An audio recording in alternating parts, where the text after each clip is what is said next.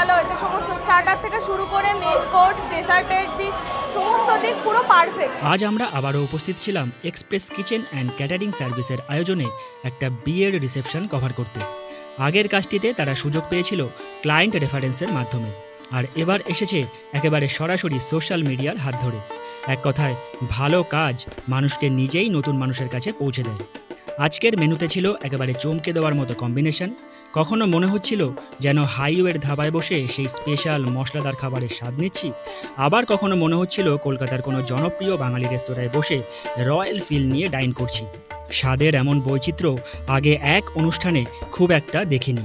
রিফ্রেশমেন্টের শুরুতেই ছিল কফি আর মকটেল। অতিথিরা আসতেই একটু ফ্রেশ হয়ে নিতে পারছিলেন।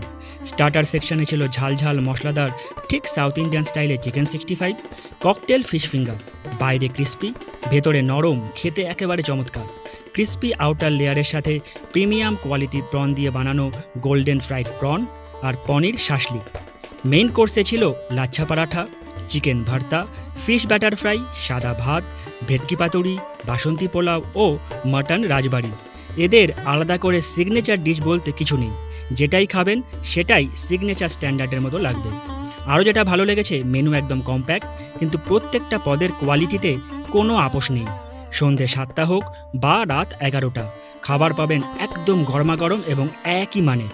অতিথিদের পেট ও মন দুটোই ভরে দেওয়াটাই ওদের প্রধান লক্ষ্য, এবং সেটা ওরা সুন্দরভাবেই মেনে চলে।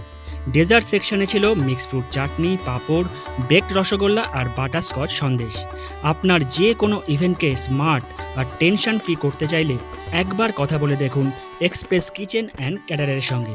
বাকিটা ওরা নিজেদের দায়িত্বেই সামলে নেবে। আজকে যতগুলো গেস্ট এসেছিল আমি মোটামুটি জিজ্ঞাসা করেছি যতটুকু টাইম বার করে, তো প্রত্যেকেই বলেছে যে খাবার খুবই ভালো, খুবই পছন্দ হয়েছে। এমনকি একজন এটাও বলে গেছে যে পায়েলদি যে রেটে কাজ করেছে সেই রেটে বড় বড় কোনো ইভেন্ট ম্যানেজমেন্ট বা ক্যাটারার হলে সেই রেটে কখনোই করতে পারতো না। এর ডবলেরও বেশি একজন দাম বলে গেছে যে বাবা এইটা এই এত কম দামে করছে। তো আপাতত এটাই, আমি তো এখন কিছু ফুড খাইনি, তো আমি খাওয়া দাওয়ার পরে আমার কিছু বলতে পারবো যে কীভাবে কী হয়েছে না।